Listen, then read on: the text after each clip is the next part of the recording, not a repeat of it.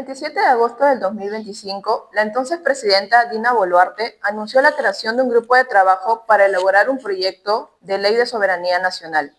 Al día siguiente, una resolución ministerial formalizó esta iniciativa.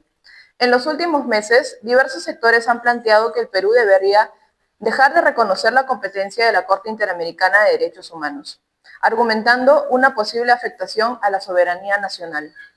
En 1978, el Estado peruano ratificó la Convención Americana sobre Derechos Humanos y 3 años después, en 1981, reconoció la competencia de la Corte Interamericana para resolver casos en su contra. Desde entonces, esta Corte ha emitido sentencias en casos que involucran al Perú, como Barrios Altos en el 2001, La Cantuta en el 2006 y el caso de La Oroya en el 2021. Pero, ¿qué es exactamente el Sistema Interamericano de Derechos Humanos? ¿Qué hace la Corte Interamericana?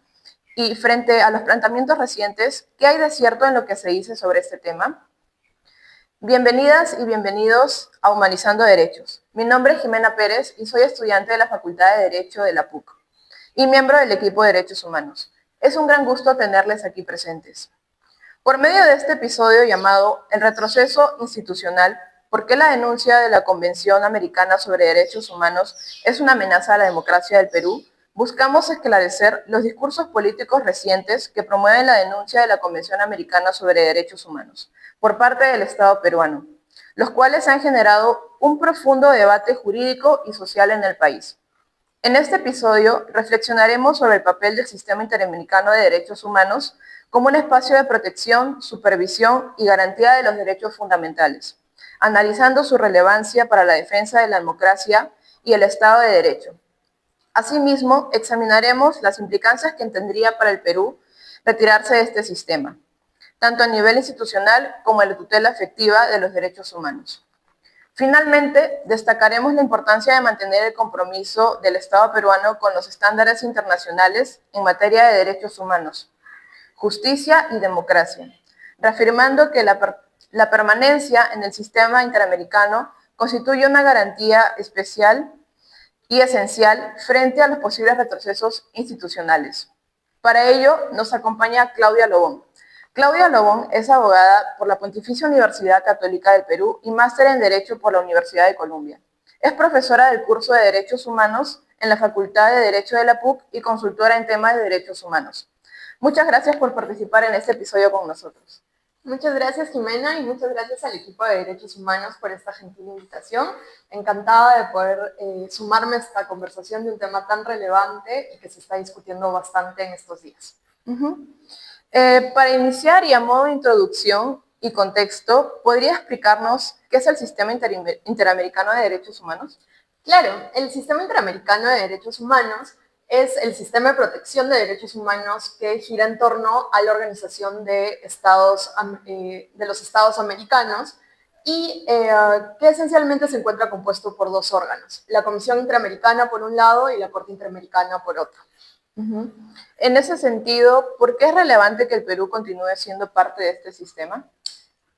Bueno, creo que para responder esa pregunta, primero tenemos que entender un poquito qué hacen estos dos órganos. Por un lado, tenemos a la Comisión Interamericana que ejerce funciones de promoción y monitoreo de los derechos humanos en todas las Américas hacia todos los Estados miembros de la Organización de Estados Americanos, de la OEA, y que además de esas funciones de promoción y protección de los derechos humanos, también es el punto de comienzo de los procesos que pueden llegar a la Corte. Entonces, la Comisión Interamericana tiene una función relacionada a las peticiones y casos que abarca a todos los estados de la OEA y en el caso de los estados que son parte de la Convención Americana y que reconocen la competencia contenciosa de la Corte Interamericana, además son el comienzo de un proceso que eventualmente puede terminar en la Corte Interamericana.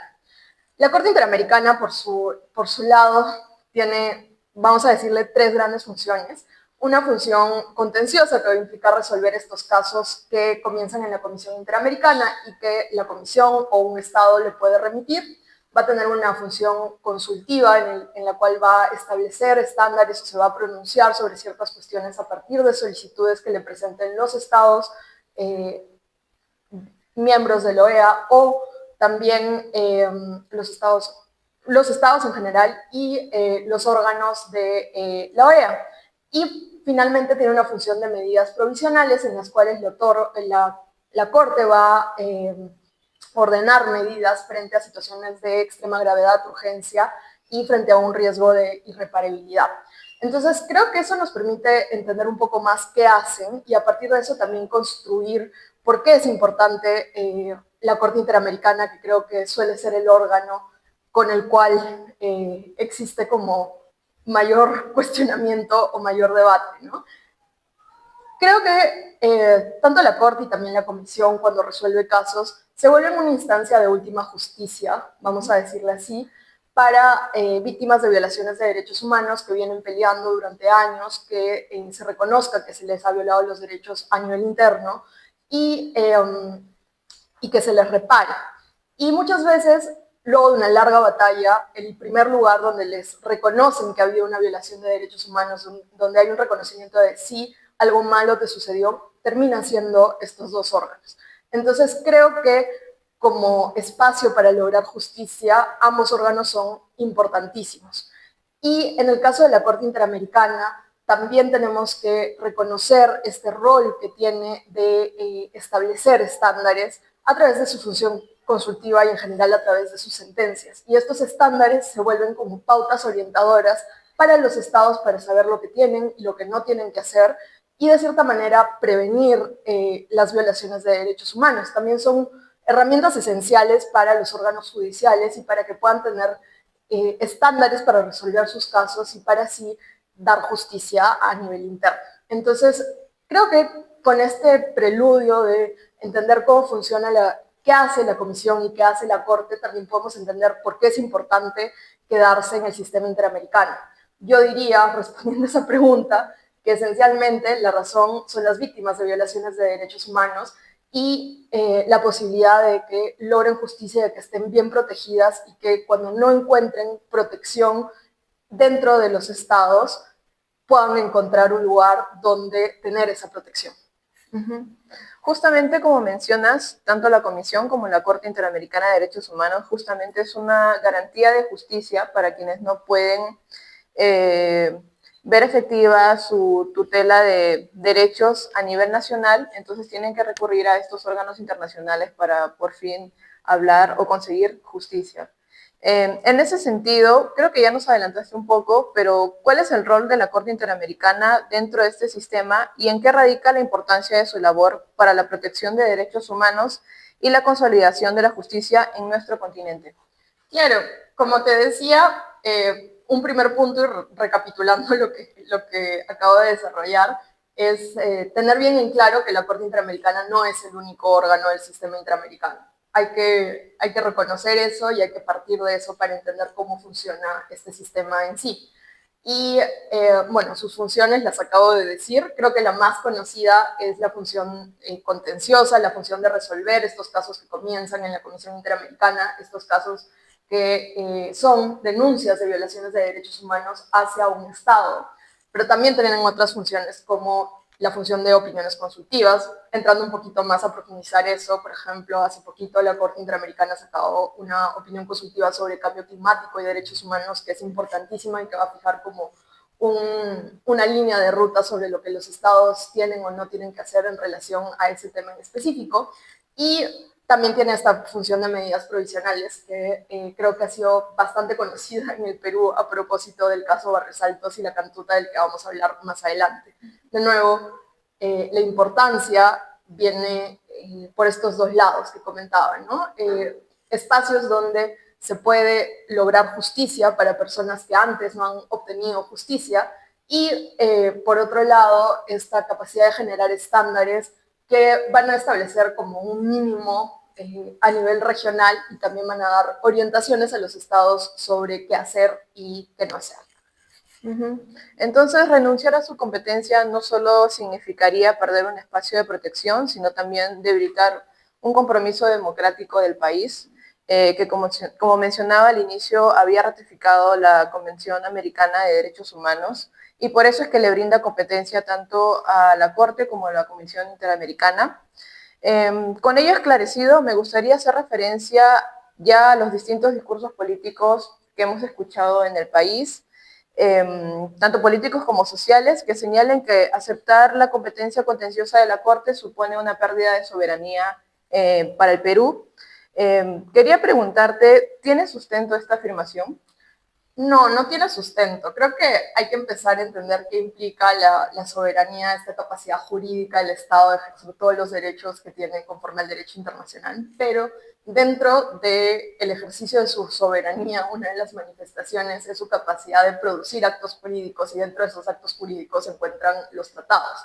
Entonces, en ejercicio de su soberanía, el Estado peruano en 1978 decidió hacerse parte de la Convención Americana. En ese mismo ejercicio de soberanía decidió reconocerle competencia contenciosa a la Corte Interamericana. Entonces no es cierto que sean cuestiones incompatibles. Y por otro lado tenemos que entender que en el marco del proceso de humanización del derecho internacional, y un poco retomando este concepto de humanizando los derechos humanos que tiene como título este podcast, algo que siempre hablamos en el marco del derecho internacional, es este proceso de humanización en el derecho internacional, los derechos humanos son un límite al ejercicio de la soberanía. Entonces tenemos que desmitificar esa idea de incompatibilidad. Y además, ¿por qué se podría decir que surgen estos discursos políticos que buscan desacreditar a la Corte Interamericana de Derechos Humanos?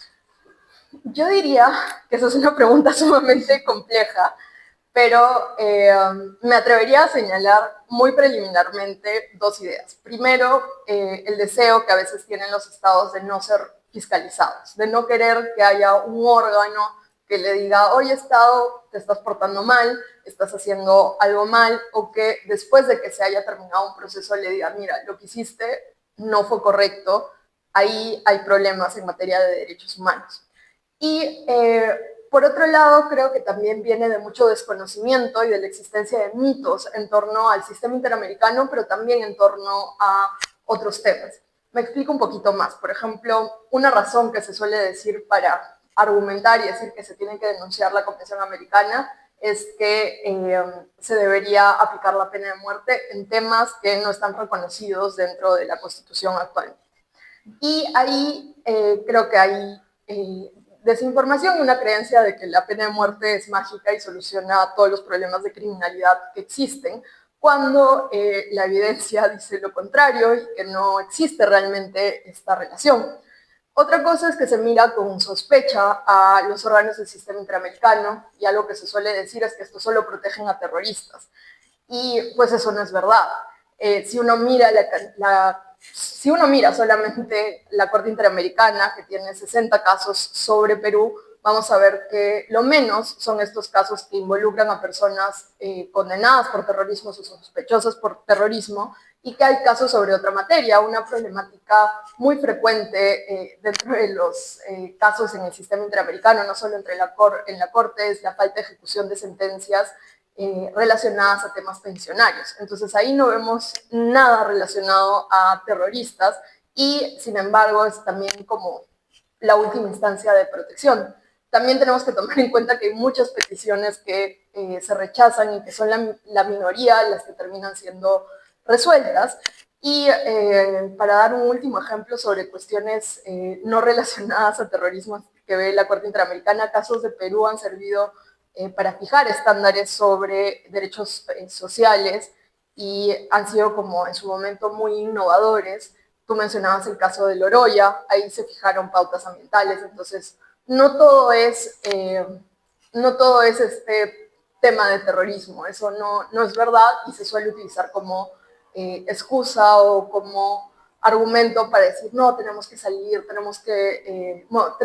del sistema interamericano, que yo no sé si es la expresión jurídica más correcta, pero para decir en general, tenemos que denunciar la Convención Americana, la Corte tiene que dejar de tener competencia sobre Perú.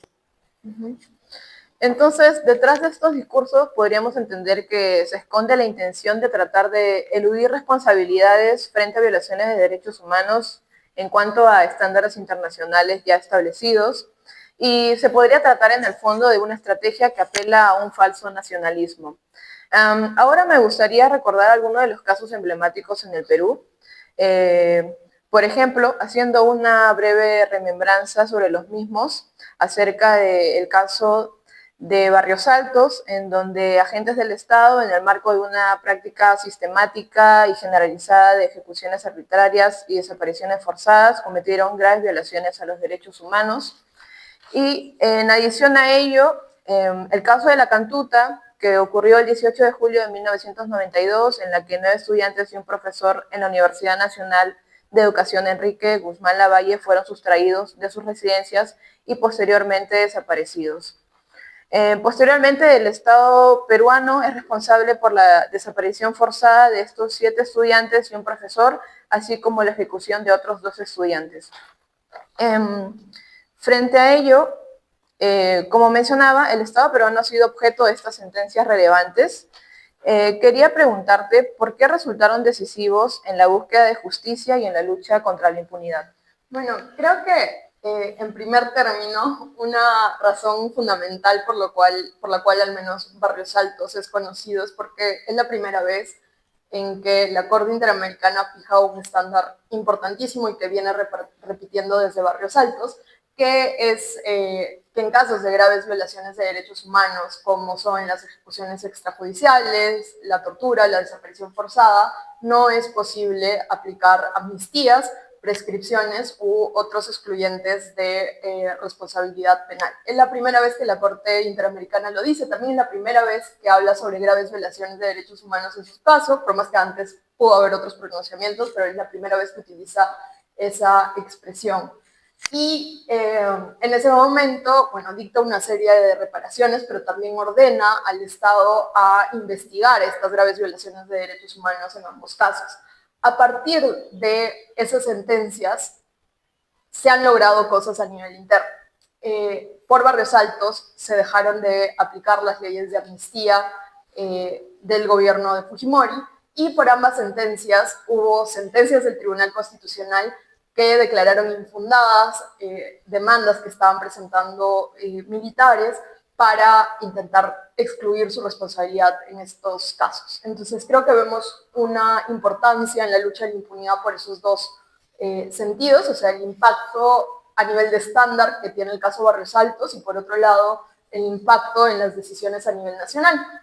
Barrios Altos y la Cantuta y sus decisiones de supervisión de cumplimiento también han sido esenciales más allá de estos ejemplos muy concretos que pueden resultar algo antiguos, pero en el 2018, luego de que en 2017, en diciembre de 2017, el gobierno de PPK le dieron un indulto humanitario a Fujimori, la resolución de supervisión de cumplimiento de estas dos sentencias sirvió para que los órganos judiciales aplicaran un control de convencionalidad y se dejara sin efecto, al menos temporalmente, el indulto que se otorgó a Fujimori. Frente a esto que nos comentas, ¿qué revelan estos casos sobre el papel del sistema interamericano de derechos humanos en la protección efectiva de los derechos de las personas? Creo que no podemos regresar a esta idea de obtener justicia cuando no hay justicia a nivel interno, ¿no? Y si bien estas sentencias se dictaron a comienzos de los 2000 en el caso de Barrios Altos y en el 2006 en el caso de la Cantuta, siguen teniendo impacto hasta la actualidad vía la función de supervisión de cumplimiento de la Corte Interamericana. Entonces, cuando hay retrocesos en las investigaciones o posibles obstáculos hacia estas investigaciones se vuelven esenciales como parámetro para controlar y para que estos retrocesos no se sigan produciendo, ¿no? Claro, eso está sujeto mucho a la voluntad del Estado de hacer caso a estas observaciones, pero en todo caso son espacios o se vuelve este espacio de supervisión de cumplimiento de sentencias como esencial para hacer incidencia y para alertar de estos retrocesos. Entonces, creo que volvería a la idea de obtener justicia, obtener una protección cuando esa protección no se logra por sí, el Estado por sí solo.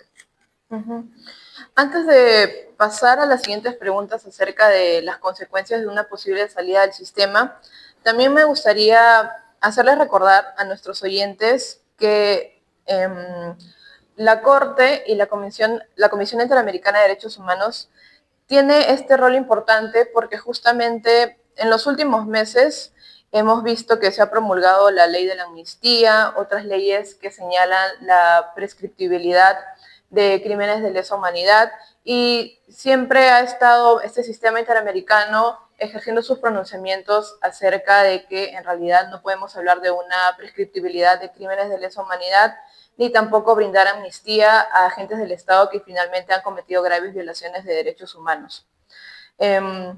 Y ahora, sobre una posible salida del sistema, quería preguntarte, desde una perspectiva institucional, ¿cómo incidiría esta decisión en la imagen internacional del Perú y en su credibilidad respecto al compromiso con la democracia y derechos humanos? Claro, creo que para responder esa pregunta, primero tenemos que entender a qué nos referimos con salir del sistema. Yo les decía que a mí no me parecía la expresión como más correcta jurídicamente, porque puede ser interpretada de dos modos. Al principio de esta entrevista yo te comentaba de que el sistema interamericano se compone por dos órganos, la Comisión y la Corte, y se estructura a partir de la Organización de Estados Americanos. Entonces, una interpretación de esa salida del sistema es, y que creo que es la más clásica, es el Estado denuncia a la Convención Americana, porque esa es la única manera, conforme a la jurisprudencia de la Corte, de dejar de reconocer esta competencia contenciosa. Y por otro lado, una alternativa mucho más radical es denunciar la Carta de la OEA y dejar de ser parte de la OEA. Entonces, creo que tendríamos que ver a qué nos estamos refiriendo con salir del sistema interamericano para un poquito darle más perspectiva a esa pregunta. Pero en general, en ambos casos, y abordando como ambas posibilidades, creo que tenemos que darnos cuenta de quiénes son o cuáles son los estados que se han atrevido a hacer, vamos a decirle atrevido, muy informalmente, a tomar esta decisión de denunciar, ya sea la Convención Americana o denunciar la Carta de la OEA. En el caso de la Convención Americana, solamente han habido dos estados que lo han hecho, Trinidad y Tobago y Venezuela, aunque en el caso de Venezuela había una ratificación con efectos retroactivos que un poco le ha restado valor a esta denuncia. ¿Y qué nos muestran esos dos casos? Estados que estaban en desacuerdo con sentencias y que no querían ser fiscalizados.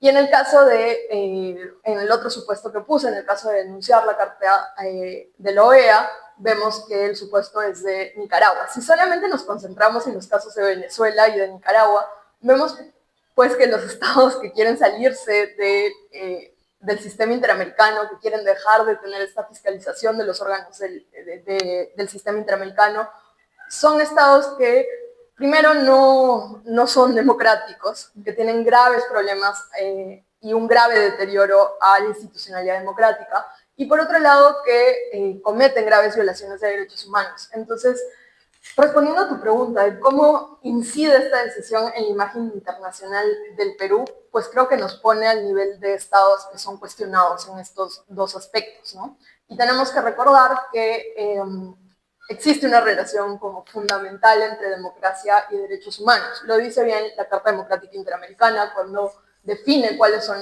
los elementos de la democracia, considera el respeto de los derechos humanos como uno de esos elementos. Lo dice también la jurisprudencia de la Corte Interamericana y de la Comisión Interamericana, muestra esta relación indisociable entre ambos factores, ¿no? Entonces, el hecho de denunciar cualquiera de estos instrumentos que he mencionado, creo que va muy de la mano con decir que la situación de los derechos humanos y de la democracia no va muy bien.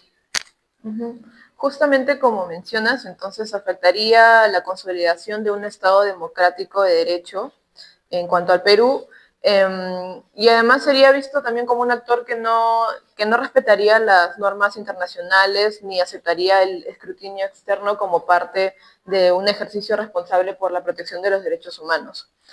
Frente a ello, quería preguntarte de qué manera se vería afectada la población peruana ante una eventual salida del país de la Convención Americana. Bueno, como les comentaba, denunciar la Convención Americana implica que esta deja de surtir efectos en el plazo de un año, y por tanto el Estado ya no va a tener las obligaciones reconocidas en la Convención Americana, pero creo que lo más resaltante es que la Corte Interamericana va a perder la competencia contenciosa sobre los casos, ¿no? sobre casos que se produzcan de hechos posteriores al momento en que esa denuncia surta efecto. Entonces, ¿qué ocurriría? ¿Cómo se ven afectadas las personas en Perú? Pues dejan de tener esa protección adicional. Y lo cierto es que el valor, siendo completamente realistas, el valor que tiene una sentencia es se considera mucho mayor a las recomendaciones que puede emitir, por ejemplo, la Comisión Interamericana a través de sus informes o los órganos de tratado en el sistema universal, aunque no se puede desconocer que igual el Estado peruano mantiene una obligación de cumplir estas recomendaciones de buena fe, ¿no? Pero se quedan sin esa protección internacional, se quedan sin una sentencia, sin la posibilidad de obtener una sentencia que expresamente se diga que tenga efectos obligatorios a eso, ¿no? A eso nos jugamos. Se podría decir entonces que esto constituiría un paso atrás en la construcción de memoria, justicia y garantías de no repetición frente a graves violaciones de derechos humanos. Finalmente, ¿qué consecuencias tendría para las víctimas que ya han obtenido justicia en el sistema interamericano de derechos humanos si el Perú denunciara a la Convención Americana? Claro, tenemos que tener en claro que la denuncia de la Convención Americana no tiene efectos retroactivos. Entonces, el Estado denuncia un día y va a pasar un año hasta que esa denuncia surte efectos, y durante ese año todavía va a haber competencia de ambos órganos sobre lo que ocurra ese año, ¿no? Entonces, por un lado tenemos que tomar en cuenta eso, y las personas que ya han obtenido una sentencia en la Corte Interamericana, el hecho de que un Estado denuncie la Convención Americana no significa que la Corte va a perder esta función de supervisión de cumplimiento sobre sus sentencias. Los Estados están obligados a cumplir esas sentencias y a terminar de cumplir todas las reparaciones que se le ordene hasta que la Corte diga que ya se ha dado por satisfecha en esa materia. Entonces, esto lo ha establecido claramente la Corte Interamericana en su opinión consultiva 26, que habla sobre la denuncia de la Convención Americana y la denuncia de la Carta de la OEA. Y si queremos ver un ejemplo práctico, por ejemplo, Trinidad y Tobago, que te comentaba hace un rato, es un estado que ha denunciado la Convención Americana en el 98, y sin embargo la Corte Interamericana sigue monitoreando el cumplimiento de las sentencias que emitió sobre Trinidad y Tobago. Entonces tenemos que tener en cuenta que esa denuncia no va a implicar que la Corte se deje de pronunciar sobre estos asuntos, aunque por supuesto sí puede significar que el Estado deje de colaborar en esta función de supervisión de cumplimiento de sentencias. Y, por ejemplo, ¿cuál sería el escenario para aquellas víctimas que aún buscan acceder a la justicia en instancias supranacionales? Creo que ahí diría tres cosas. Primero, como te decía, la denuncia no surte efectos inmediatos. Va a pasar un año hasta que esa denuncia surta efectos. Entonces, todo lo que ocurra en el transcurso de ese año, si hay violaciones de derechos humanos, estas pueden llegar eventualmente a la Corte Interamericana en base a la Convención Americana. Lo segundo es que una vez que esa denuncia surte efectos, no es que ahí se acaba la posibilidad de conocer estos casos. La Comisión Interamericana mantiene competencia sobre Perú, pero ya no en base a la Convención Americana, sino en base a la Declaración Americana de Derechos y Deberes del Hombre. Entonces, ¿qué es lo que va a ocurrir? Si bien declaración suena que es un instrumento sin importancia, con menos valor jurídico, conforme se ha establecido en el sistema interamericano, la Declaración Americana es una fuente de obligaciones internacionales. Y al ser una fuente de obligaciones internacionales para los Estados miembros de la OEA, la Comisión va a poder conocer denuncias, le llamamos peticiones en el sistema interamericano, de violaciones de derechos humanos contra el Perú o contra un Estado que denuncie la Convención Americana. Eso va a seguir ahí. Y en tercer lugar, también tenemos que tomar en cuenta que fuera del sistema interamericano, el otro sistema relevante para Perú es el sistema universal, y el sistema universal sigue ahí. Hay 9 tratados principales de derechos humanos en el sistema universal. El Perú le ha reconocido competencia para conocer comunicaciones. Comunicaciones es el nombre que se le da en el sistema universal a las denuncias de violaciones de derechos humanos, a 7 de estos órganos de tratados que se constituyen a partir de estos 9 tratados que menciono. Entonces, esa protección también sigue ahí. Va a haber una protección tanto de la Comisión Interamericana a partir de la Declaración Americana como la protección del sistema universal a partir de estos órganos de tratado, y van a poder recurrir a estos órganos. Si bien estos órganos van a emitir recomendaciones al pronunciarse sobre estas peticiones o sobre estas comunicaciones, como les decía antes, el Estado tiene una obligación de cumplir estas recomendaciones de buena fe. Entonces no es que las víctimas de violaciones de derechos humanos se quedan sin nada, hay otros mecanismos y pues el Estado tendría que denunciar absolutamente todo para escapar de estos mecanismos que ya reconoció. Muchas gracias por sus respuestas. Habiendo llegado al final de las preguntas, me gustaría compartir una reflexión final y abierta, así como también una invitación a la acción, ya que más allá de las implicancias políticas o diplomáticas, es fundamental mirar que esta posible decisión desde una perspectiva humana y ética, porque detrás de cada caso ante la Corte Interamericana de Derechos Humanos no hay solo expedientes ni debates jurídicos, sino rostros, historias y memorias. De personas que sufrieron graves violaciones de los derechos humanos, que no pudieron encontrar justicia en su país, entonces recurren a instancias internacionales, porque finalmente resulta para ellos la única vía real de obtener justicia. Y cuando un Estado como el Perú decide ratificar la Convención Americana de Derechos Humanos y reconocer la competencia contenciosa de la Corte Interamericana, no está cediendo soberanía, sino que la ejerce plenamente. Como ciudadanos y ciudadanas podemos contribuir informándonos sobre esas realidades, participando en debates fundamentados en evidencia. Y ya como despedida y agradecimiento, llegando al final de este episodio tan enriquecedor, queremos reiterarle el agradecimiento a nuestra invitada Claudia Lobón por sus grandes aportes a esta discusión y por reflexionar con nosotros sobre este tema tan importante. Gracias a ustedes. También agradecemos a nuestros oyentes que nos han acompañado en esta oportunidad y cuya atención nos impulsa a seguir humanizando realidades y derechos. Las y les invitamos a escuchar los episodios de nuestro podcast Humanizando Derechos. No olviden seguirnos en Instagram como Equipo de Derechos Humanos, espacio en el que estaremos compartiendo algunas dinámicas y demás contenido en relación a los derechos humanos. Nos vemos en la próxima.